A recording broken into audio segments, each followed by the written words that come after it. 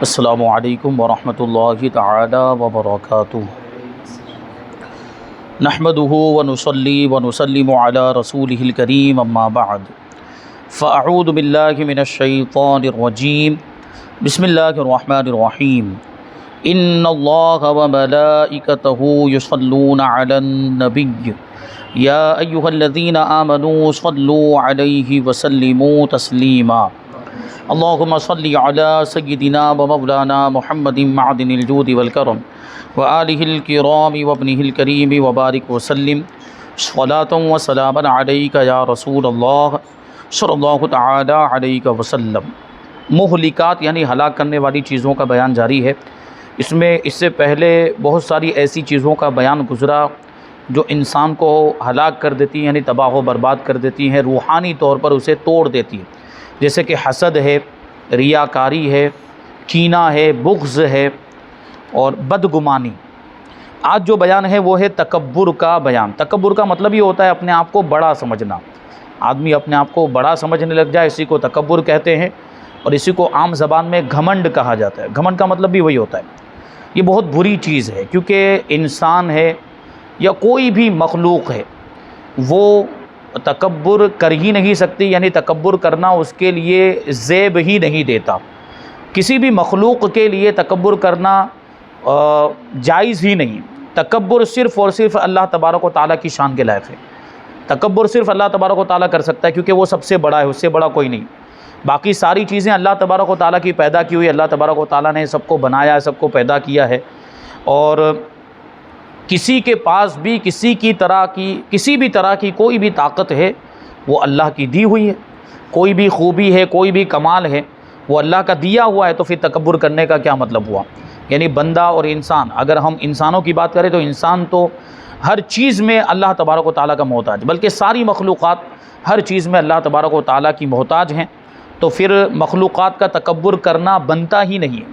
تکبر صرف اللہ تبارک و تعالیٰ کی شان کے لائق ہے۔ تو قرآن مجید میں تکبر کا ذکر آیا ہے۔ اللہ تبارک و تعالیٰ فرماتا ہے، سورہ نحل کی یہ آیت کریمہ ہے، لا جرم ان اللہ یعلم ما یسرون وما یعلنون انہ لا یحب المستکبرین۔ حقیقت میں اللہ جانتا ہے جو وہ چھپاتے ہیں اور جو ظاہر کرتے ہیں، یعنی لوگ یا کفار و مشرکین جو چھپاتے ہیں، جو ظاہر کرتے ہیں، اللہ تبارک و تعالیٰ سب چیزوں کو جانتا ہے، چھپی ہوئی چیزوں کو بھی جانتا ہے اور ظاہری چیزوں کو بھی جانتا ہے۔ بلکہ یہ چھپی ہوئی چیز یہ ہمارے لیے ہے، ہمارے اعتبار سے، انسانوں کے اعتبار سے، مخلوقات کے اعتبار سے۔ اللہ تبارک و تعالیٰ کے لیے تو کوئی بھی چیز آڑ نہیں بن سکتی۔ اللہ تبارک و تعالیٰ کے لیے کوئی چیز پردہ نہیں ہو سکتی۔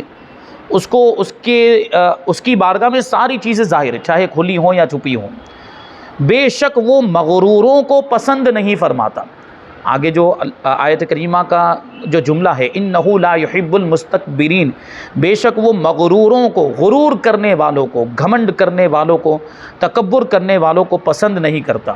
اب ظاہر سی بات ہے، تکبر کرنے والوں کو اللہ تبارک و تعالیٰ پسند نہیں کرتا، مطلب یہ ہے کہ وہ اللہ تبارک و تعالیٰ کی بارگاہ میں مذموم ہیں، ناپسندیدہ ہیں۔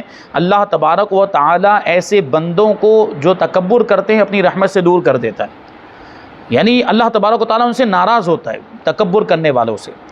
تو تکبر کرنا اس اعتبار سے ہمیں سمجھ میں آ رہا ہے کہ کتنا بڑا گناہ ہے۔ اب حدیث شریف میں تکبر کا ذکر آیا، کیا فرمایا؟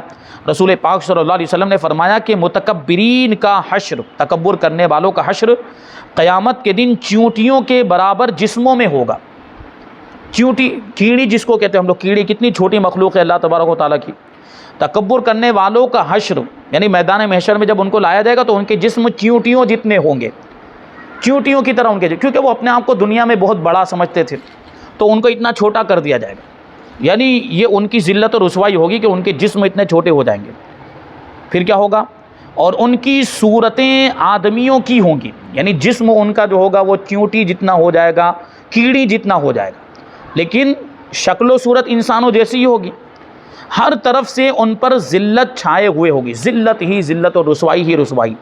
ان کو کھینچ کر جہنم کے قید خانے کی طرف لے جایا جائے گا، جس کا نام بولس ہے۔ وہ قید خانہ جو ہے جہنم کا، اس کا نام بولس ہے، اس میں ڈال دیا جائے گا۔ ان کے اوپر آگوں کی آگ ہوگی۔ آگوں کی آگ کا مطلب کیا ہے؟ کہ وہ بہت ہی خطرناک آگ ہوگی کہ جس سے جہنم بھی پناہ مانگے۔ انہیں جہنمیوں کا نچوڑ پلایا جائے گا۔ نچوڑ مطلب کیا ہوا کہ ان کے جسموں سے جو رطوبت نکلے گی جلنے کی وجہ سے، جہنم میں جلنے کی وجہ سے ان کا جسم پگھلے گا، تو جو رطوبت نکلے گی جسم کے اندر سے وہ ان کو پلایا، تکبر کرنے والوں کو پلایا جائے گا۔ یہ انتہائی درجے کی ان کی رسوائی ہوگی اور انتہائی درجے کی ان کی ذلت ہوگی۔ جو دنیا میں تکبر کرتے ہیں نا، ان کو اس سے سبق حاصل کرنا چاہیے کہ کتنا سخت عذاب ہے کہ انہیں جہنمیوں کا نچوڑ پلایا جائے گا، جس کو طینۃ الخبال کہتے ہیں۔ جہنمیوں کے جسموں سے جو نکلے گا، خون ہے، پیپ ہے اور دوسری رطوبتیں، کتنی گندی چیزیں ہیں یہ۔ کیا دنیا میں ان چیزوں کو کوئی پینا پسند کرتا ہے؟ اگر کوئی پیے اس کو پاگل کہا جائے اور اس کو خبیث اور ناپاک طبیعت کا کہا جائے، لیکن جو تکبر کرنے والا ہے اس کو جہنم میں یہ عذاب دیا جائے گا۔ جو اپنے آپ کو بڑا سمجھتا ہے، دوسروں کے مقابلے میں اپنے آپ کو بڑا سمجھتا ہے کہ میں تو بہت بڑا ہوں، لوگوں کو چاہیے کہ مجھے بڑا سمجھیں، میری عزت کریں، میری تعظیم کریں وغیرہ، تو یہ ایسے لوگ ہیں، ان کا یہ عذاب بیان ہوا۔ تکبر کی تعریف، یعنی تکبر کہتے کسے ہیں؟ کہتے کہ اگر کوئی اپنے آپ کو دوسرے سے افضل سمجھے، وہی دوسرے سے بڑا سمجھے، تو یہ تکبر ہے۔ تکبر کی مثالیں دے رہے ہیں کہ امیر کا غریب کو گھٹیا تصور کرنا، کہ اگر کسی کے پاس دولت ہے، کوئی مالدار ہے، تو وہ غریب لوگوں کو گھٹیا سمجھنا۔ وہ یہ ہوتا بھی ہے، مالدار لوگوں کے پاس دولت آ جاتی، دولت کا خمار چڑھ جاتا ہے، دولت کا نشہ چڑھ جاتا ہے، تو وہ غریبوں کو کچھ بھی نہیں سمجھتے، وہ غریبوں کو خاطر بھی نہیں لاتے، اور غریبوں کو وہ ذلیل سمجھتے ہیں، حقیر سمجھتے ہیں، گھٹیا سمجھتے ہیں۔ یہ بھی تکبر ہے۔ اور پھر ایسا ہوتا ہے، یہ دیکھیں گے آپ کہ اللہ تبارک و تعالیٰ کسی کو دولت دیتا ہے تو وہ قادر مطلق ہے، وہ دولت چھین بھی سکتا ہے، اور جب دولت کا خمار آ جاتا ہے نا، دولت کا نشہ، اور آدمی اپنے آپ کو بڑا سمجھنے لگ جاتا ہے، دولت کا گھمنڈ آ جاتا ہے، تو پھر وہ دولت چلی بھی جاتی ہے۔ ایسی ہمارے سامنے بہت ساری مثالیں ہیں کہ ایک آدمی پہلے بہت مالدار تھا، پہلے تو غریب تھا، لیکن اللہ تبارک و تعالیٰ نے اس کو دولت دا، تو جب غریب تھا تو بہت سیدھا سادہ، سب سے ملتا جلتا تھا، غریبوں سے بھی بات کرتا، وہ خود بھی غریب تھا، لیکن جب مالدار ہو گیا تو دولت کا گھمنڈ آ گیا، تو غریبوں سے اچھی طرح بات بھی نہیں کرتا ہے، سیدھے منہ بات بھی نہیں کرتا ہے، یعنی غریبوں کو چھوٹا سمجھتا ہے۔ تو ایک وقت ایسا آیا کہ اس کی دولت ہی چلی گئی، اس کی دولت ختم ہو گیا، وہ بھی غریب ہو گیا، تو اس کا تکبر کچھ کام آیا، بلکہ اس کو تو عذاب کا سامنا کرنا پڑا۔ یہ دنیا کا عذاب، جہنم کا عذاب تو اس کے علاوہ ہے جو اوپر بیان کیا گیا۔ یہ ایک مثال کہ امیر کا غریب کو گھٹیا تصور کرنا۔ دوسری مثال دیتے ہیں کہ بڑے عہدے والے کا چھوٹے عہدے والے کو اپنے سے کمتر جاننا۔ کوئی آدمی بڑی پوسٹ پر ہے تو وہ اپنے سے نیچی پوسٹ والے کو ذلیل سمجھے، اس کو چھوٹا سمجھے، اسے کمتر سمجھے، یہ بھی تکبر ہے۔ ایک اور مثال دیتے ہیں کہ اعلیٰ حسب و نسب والے کا دوسروں کو نیچ اور گھٹیا خیال کرنا، یعنی کسی کا خاندان اونچا ہے، کسی کی برادری اونچی ہے، کوئی زیادہ خاندان کے اعتبار سے کوئی زیادہ شرافت والا ہے، تو وہ دوسری برادری والوں اور دوسرے خاندان والوں کو ذلیل سمجھے، گھٹیا سمجھے، یہ بھی تکبر میں آتا ہے۔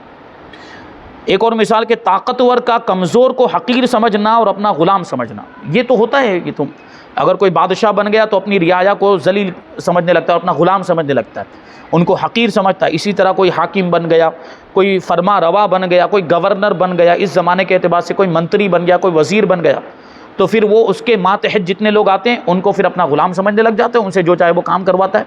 تو ایسا نہیں کرنا چاہیے، یہ بھی تکبر میں آتا ہے۔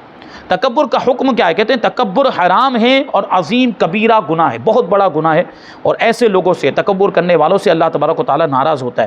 اب اس کے چند احکام بیان کرتے ہیں۔ اللہ تبارک و تعالیٰ یا کسی نبی علیہ الصلاۃ والسلام کے مقابلے میں تکبر کفر ہے۔ اللہ تبارک و تعالیٰ کے مقابلے میں تکبر، یہ تو ظاہر سی بات کتنی بڑی بات ہو گئی۔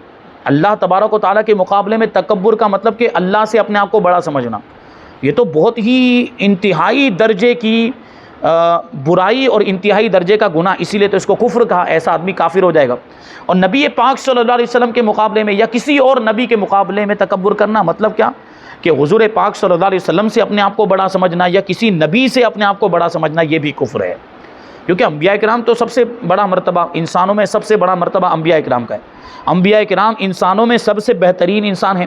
اللہ تبارک و تعالیٰ نے انسانوں میں انبیاء کرام کو سب سے بڑا مرتبہ عطا فرمایا، اور انبیاء کرام میں ہمارے نبی کا سب سے بڑا مرتبہ ہے۔ تو کوئی شخص اپنے آپ کو نبیوں سے بڑا سمجھے تو وہ کافر ہو جائے گا۔ ایک اور بات بیان کرتے ہیں کہ کفار کے مقابلے میں تکبر عبادت ہے۔ دیکھیے بہت پیاری بات بتائی یہاں پر کہ تکبر اگر مسلمان کے مقابلے میں کریں تو یہ تو برا ہے، یہ گناہ کبیرہ ہے، یعنی دوسرے مسلمان بھائی سے اپنے آپ کو بڑا سمجھنا، یہ گناہ کبیرہ ہے، یہ بہت بڑا جرم ہے، یہ حرام ہے۔ لیکن کافر کے مقابلے میں تکبر کرنا عبادت، یعنی کافر سے اپنے آپ کو بڑا سمجھنا یہ عبادت ہے، اس میں ثواب ہے، کیونکہ کافر سے تو ہم بڑے ہیں، کافر سے تو ہم افضل ہیں. کیوں؟ کیونکہ ہم مسلمان ہیں، ہمارے پاس ایمان ہے، ہم اللہ کے ماننے والے، ہم رسول اللہ کے ماننے والے، ہم دین اسلام کے ماننے والے، تو ہم اس سے بہتر ہوئے، کافر سے تو افضل ہوئے ہی نا. تو یہ والا جو تکبر ہے، یعنی کافر سے اپنے آپ کو بڑا سمجھنا اور کافر سے اپنے آپ کو افضل سمجھنا، یہ تو عبادت میں شمار ہوگا، یہ تو کار ثواب ہے، یہ تو بہت اچھی چیز ہے اور یہ تو ہونا ہی چاہیے. ہم ایمان والے ہیں تو ہم کو کافروں سے تو افضل اپنے آپ کو سمجھنا ہی چاہیے.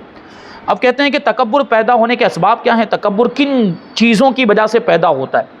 تو یہ اسباب پہ غور کریں گے تو خود بخود اس کا علاج بھی ہمیں سمجھ میں آ جائے گا کہ یہ اسباب کو ہم دور کر دیں. اگر یہ چیز ہمارے اندر پائی جاتی ہے جس کی وجہ سے تکبر پیدا ہو رہا ہے، اس چیز کو اپنے اندر سے نکال دے تو تکبر بھی نکل جائے گا. پہلے نمبر پر مال و دولت. مال و دولت کی وجہ سے تکبر آتا ہے. مال و دولت یہ تکبر کے اسباب میں سے، لیکن ایسا ضروری بھی نہیں ہے کہ جس کے پاس دولت ہو وہ تکبر کرنے لگ ہی جائے. بہت سے ایسے لوگ بھی ہیں کہ اللہ ان کو دولت عطا فرماتا ہے لیکن پھر بھی وہ عاجزی کرنے والے ہوتے ہیں، انکساری کرنے والے ہوتے ہیں، یعنی اپنے آپ کو پھر بھی چھوٹا سمجھتے ہیں. بہت سے ایسے لوگوں کو ہم نے دیکھا ہے کہ کروڑ پتی لیکن پھر بھی سادہ لباس پہنتے، غریبوں کے ساتھ اٹھتے بیٹھتے ہیں، غریبوں کا خیال کرتے ہیں، غریبوں کی مدد کرتے ہیں. تو یہ مال و دولت اگر تکبر کی طرف لے جائے اور مال و دولت کا نشہ چڑھ جائے تو پھر وہ تکبر کا سبب بن جاتے ہیں. لیکن کبھی ایسا بھی ہوتا ہے جیسے حضرت عثمان غنی رضی اللہ تعالیٰ عنہ، وہ بھی تو کتنے مالدار تھے، وہ بھی کتنے لیکن ان کے اندر تکبر تھا؟ بالکل بھی نہیں تھا.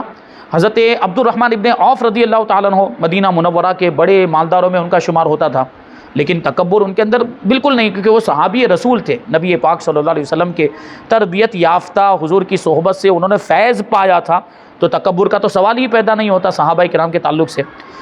تو مال و دولت، یہ مال اور دولت یہ اپنی ذات کے اعتبار سے فی نفسی، نہ مال برا ہے نہ اچھا ہے، اس کا استعمال اچھا ہوتا ہے یا اس کا استعمال برا ہوتا ہے.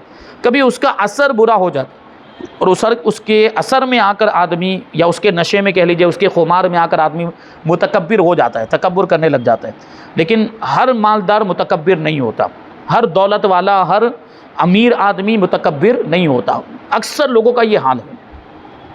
دوسرے نمبر پر ہے عہدہ اور منصب، اونچی پوسٹ. اگر کسی کے پاس اونچا عہدہ آ جائے، کوئی اونچا منصب آ جائے، کوئی اعلیٰ عہدہ مل جائے تو آدمی اس کی وجہ سے بھی متکبر ہو جاتا ہے، مغرور ہو جاتا ہے. تیسرے نمبر پر ہے علم. کبھی آدمی کو علم کا بھی گھمنڈ ہو جاتا ہے کہ میں تو بہت بڑا عالم ہوں، یہ سب تو جاہل بیٹھے ہوئے ہیں، تو میرے آگے کچھ بھی نہیں ہے، تو یہ علم کا گھمنڈ ہو گیا. یہ بھی غلط، یہ تو اور زیادہ غلط ہے کہ علم تو آدمی کو تکبر سے بچنا سکھاتا ہے. آدمی علم والا ہے، عالم ہے، مطلب اس نے کتابوں میں پڑھا ہوا ہے کہ تکبر نہیں کرنا چاہیے، حدیث میں بھی پڑھا ہے، قرآن میں بھی پڑھا ہے، پھر بھی تکبر کر رہا ہے، تو یہ تو اور زیادہ برا ہو گیا. صحیح بات ہے کہ نہیں؟ تو علم بہت اچھی چیز ہے، علم بہت فضیلت والی بات ہے، لیکن علم کا تکبر یہ بہت بری چیز ہے، یہ انسان کو تباہ کرنے والی. چوتھے نمبر پر ہے حسب و نسب، یعنی خاندانی شرافت. آدمی اپنے خاندان کی وجہ سے، خاندان بڑا ہوتا ہے، خاندان اونچا ہوتا ہے، برادری اونچی ہوتی ہے، تو اس میں گھمنڈ کرنے لگ جاتا ہے، اس میں تکبر کرنے لگ جاتا ہے. اللہ نے وہ فضیلت عطا فرمائی، اونچے خاندان میں اس کو پیدا کیا، تو اللہ کا شکر ادا کرنا چاہیے، دوسروں کو ذلیل نہیں سمجھنا چاہیے. جیسے سعادت کرام، یقیناً سعادت کرام کا بڑا اونچا مرتبہ ہے، وہ آل رسول نبی پاک صلی اللہ علیہ وسلم کے اولاد میں اللہ نے ان کو یہ فضیلت عطا فرمائی، لیکن اس کی وجہ سے گھمنڈ کرنا ان کے لیے جائز نہیں ہے، تکبر کرنا ان کے لیے جائز نہیں ہے. اس فضیلت پر وہ اللہ تبارک و تعالیٰ کا شکریہ ادا کریں، لیکن دوسری ذات والوں کو، دوسرے خاندان، دوسری قوم والوں کو ذلیل سمجھنے لگ جائیں، یہ ان کے لیے بھی جائز نہیں ہے. چھوٹا سمجھنے لگ جائیں دوسرے لوگوں کو، یہ ان کے لیے بھی جائز نہیں ہے. پانچویں نمبر پر جو چیز ہے جس کی وجہ سے تکبر پیدا ہوتا ہے وہ ہے حسن و جمال، یعنی خوبصورتی. خوبصورتی کی وجہ سے بھی تکبر آ جاتا ہے، اور یہ خواتین میں چیز زیادہ پائی جاتی ہے، مردوں میں کم پائی جاتی ہے، خواتین میں زیادہ پائی جاتی ہے، لیکن آج کل مردوں میں بھی یہ چیز زیادہ ہو گئی. چھٹے نمبر پر ہے طاقت و قوت. آدمی کے پاس طاقت و قوت ہے تو وہ اپنے آپ کو بڑا سمجھنے لگ جاتا ہے کہ میں تو بہت طاقتور ہوں، یہ سب تو کمزور ہیں، ان کو تو یوں پچھاڑ دوں، ان کو تو یوں مار دوں. اور پھر وہ ہوتا بھی ہے، اس کا نتیجہ بھی ظاہر ہوتا ہے. جو اب طاقت کی وجہ سے متکبر بن جاتے ہیں، اپنی طاقت پہ گھمنڈ کرنے لگ جاتا ہے، پھر وہ لوگوں کو مارتا پھرتا ہے، وہ لوگوں کو ستاتا ہے، وہ لوگوں کو تکلیفیں دیتا ہے، پھر اور دوسرے گناہوں میں اس گھمنڈ اور تکبر کی وجہ سے مبتلا ہو جاتے ہیں. ایسے دیکھا نا، وہ دادا ٹائپ کے لوگ ہوتے ہیں، گنڈے ٹائپ کے لوگ، تو وہ دادا گیری کرتے ہیں. کیوں؟ کیونکہ انہوں نے اپنے آپ کو سمجھ لیا کہ ہم بہت بڑے ہیں، ہم بہت بڑے. اور وہ پھر وہ کہلاتے بھی نا بھائی لوگ. ہوتا ہے کہ نہیں ہوتا؟ ایسے لوگوں کو کیا کہتا ہے؟ بھائی لوگ. بھائی لوگ یعنی ہم بڑے ہیں، ہم سب کے بھائی ہیں، سب کے بڑے بھائی ہیں. اور وہ پھر سب کو اسی طرح پریشان بھی کرتے ہیں. وہ ہفتہ وصول کریں گے، گنڈے لوگ ہفتہ وصول کریں گے، اور اس کو مار دیا، اس کو مار دیا، اس کو تکلیف پہنچائی. تو یہ طاقت اور قوت والا گھمنڈ ہے. ساتویں نمبر پر ہے خود پسندی. یعنی اپنے آپ کو ہی اچھا سمجھنا، یہ بھی بہت بری چیز ہے۔ آدمی اپنے آپ کو سب کچھ سمجھنے لگ جائے کہ مجھے تو سب کچھ آتا ہے، میں تو بہت بہتر ہوں، میں تو بہت اچھا ہوں، میں سب سے اچھا ہوں، یہ تو سب میرے سامنے کچھ بھی نہیں۔ تو یہ چیز بھی جو ہے تکبر کی وجہ سے، اس کی وجہ سے تکبر پیدا ہوتا ہے۔ 8ویں نمبر پر ہے بغض و کینہ۔ بغض و کینہ یعنی دوسرے کسی مسلمان بھائی کے تعلق سے اپنے دل میں غلط ارادہ رکھنا، یعنی اس کو حقیر سمجھنا یا اس سے نفرت کا جذبہ رکھنا، دشمنی کا جذبہ رکھنا، اور اس کو نقصان پہنچانے کے ارادے بنانا، دل کے اندر اس کو نقصان پہنچانے کے بارے میں سوچنا، یہ بغض اور کینہ ہوتا ہے، اور اس کی وجہ سے بھی تکبر پیدا ہوتا ہے۔ اب تکبر سے بچنے کے طریقے بتا رہے ہیں کہ اپنے عیبوں پہ نظر کیجئے۔ ہر انسان کے اندر کوئی نہ کوئی خامی پائی جاتی ہے۔ صرف 2 گروہ ایسے ہیں جو گناہوں سے معصوم ہیں، ایک تو فرشتوں کا گروہ ہے، دوسرا انبیاء کرام کا گروہ ہے۔ ان کے علاوہ لوگوں میں خامیاں ہوتی ہیں، غلطیاں ہوتی ہیں۔ کچھ لوگ ایسے ہوتے ہیں جن کو اللہ تبارک و تعالیٰ گناہوں سے محفوظ رکھتا ہے، جیسے اولیاء کرام، اللہ کے نیک بندے، اللہ تبارک و تعالیٰ ان کو گناہوں سے محفوظ رکھتا ہے۔ ورنہ اکثر لوگوں کے اندر خامیاں ہوتی ہیں، کوئی بھی مکمل یا کمپلیٹ انسان نہیں ہوتا۔ کوئی یہ دعویٰ نہیں کر سکتا کہ میں تو انسان کامل، میرے اندر کوئی خامی نہیں، میرے اندر کوئی کمی نہیں ہے، کوئی بھی دعویٰ نہیں کر سکتا۔ تو ہر شخص کے اندر کوئی نہ کوئی خامی اور کوئی نہ کوئی کمی اور کوئی نہ کوئی عیب ہوتا ہے۔ انسان جو ہے وہ غلطی اور خطا کا پتلا ہے، غلطی اور خطا سے مرکب ہے، نسیان سے، بھول چک تو ہوتی رہتی ہے انسان سے۔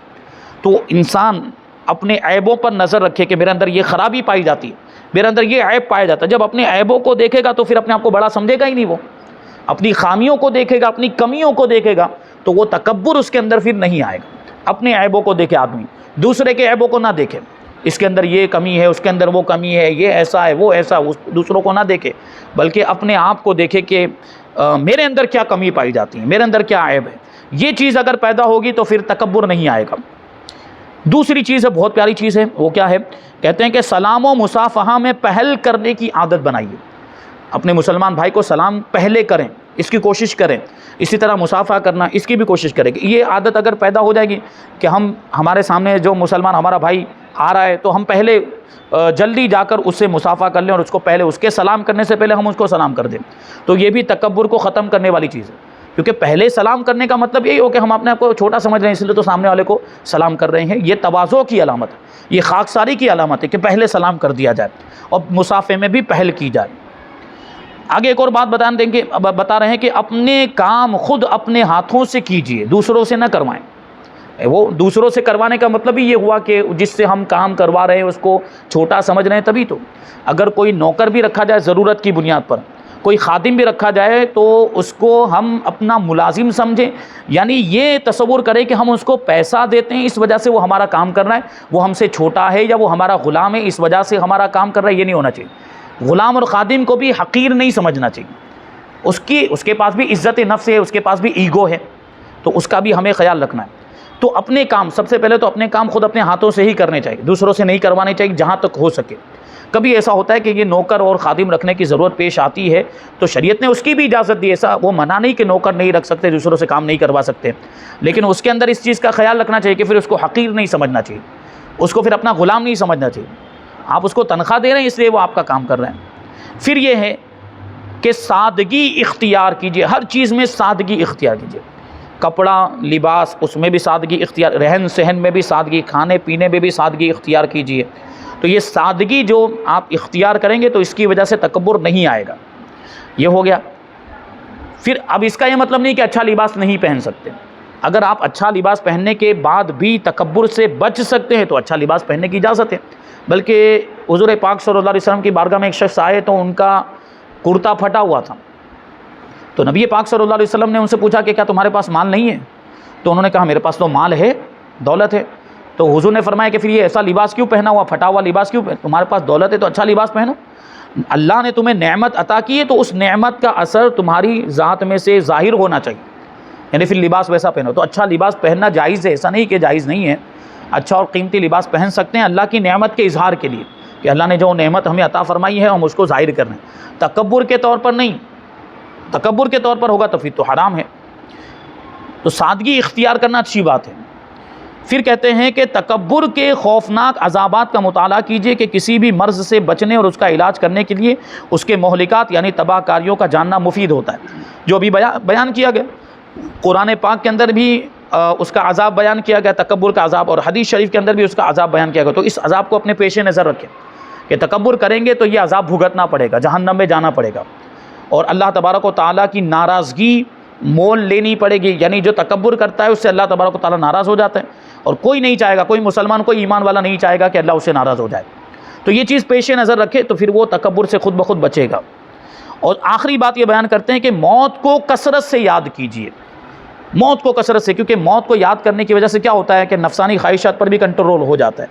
موت کو آدمی جب یاد کرے گا تو اس کو آخرت کی فکر ستائے گی، یعنی اس کے دل میں آخرت کی فکر پیدا ہوگی، وہ آخرت کے بارے میں سوچے گا، اور اس کے ذہن میں یہ بات آئے گی کہ مجھے تو ایک دن مر جانا ہے، تو پھر میں تکبر کر کے کیا کر لوں گا.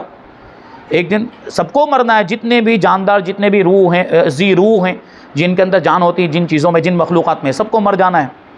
تو انسان کو بھی مرنا ہے. تو انسان یہ تصور کرے کہ جب مجھے مر جانا ہے تو میں اپنے آپ کو بڑا سمجھ کے کیا کر لوں گا، یعنی مر کے تو مٹی میں ہی ملنا ہے، اور مٹی میں جو مٹی ہو جانے والا ہے، اور مٹی تو زمین کے بارے میں کہا گیا نا کہ زمین تو لوگوں کے پاؤں کے نیچے آتی، یعنی زمین کی کوئی ویلیو نہیں، زمین کی کوئی حیثیت نہیں. تو ہم خود بھی اسی زمین میں جا کر اسی مٹی میں ملنے والے ہیں. تو پھر تکبر کرنا ہمارے لیے کیسے مناسب ہے؟ یہ موت کو یاد کرنے کی وجہ سے تکبر جو ہے ختم ہو جائے گا، اور یہ تکبر کا بہترین علاج ہے، موت کو کثرت کے ساتھ یاد کرنا. یہاں پر یہ بیان مکمل ہو گیا. آگے بدشگونی کا بیان ہے. بدشگونی ہوتی نا، وہ برا شگون لینا، یہ ہو گیا تو ایسا ہو جائے گا، کانچ کا گلاس ٹوٹ گیا تو اب کچھ نقصان ہو جائے گا، کانچ کا کوئی برتن ٹوٹ گیا گھر کے اندر تو اب کچھ برا ہونے والا ہے، کوا آ کے بیٹھ گیا وہ کھڑکی کے اوپر تو ابھی کوئی نقصان ہوگا، یا ایسا کہ کوئی مہمان آنے والا وغیرہ. اس طرح کے جو ہے کہ تصورات ہوتے ہیں. تو یہ بدشگونی ہے اسلام کے اندر. اس کے تعلق سے کیا یہ اسلام کے اندر اس کی کوئی اصل ہے یا نہیں ہے، اور قرآن پاک میں اس کے بارے میں کیا آیا ہے، حدیث میں کیا آیا ہے، انشاءاللہ تبارک و تعالیٰ اس کو ہم آئندہ درس میں شامل کریں گے. اللہ تبارک و تعالیٰ کی بارگاہ میں دعا ہے کہ جو کچھ بھی بیان ہوا اس پر ہم سب کو عمل کرنے کی توفیق عطا فرمائے. وما علینا الا البلاغ. السلام علیکم.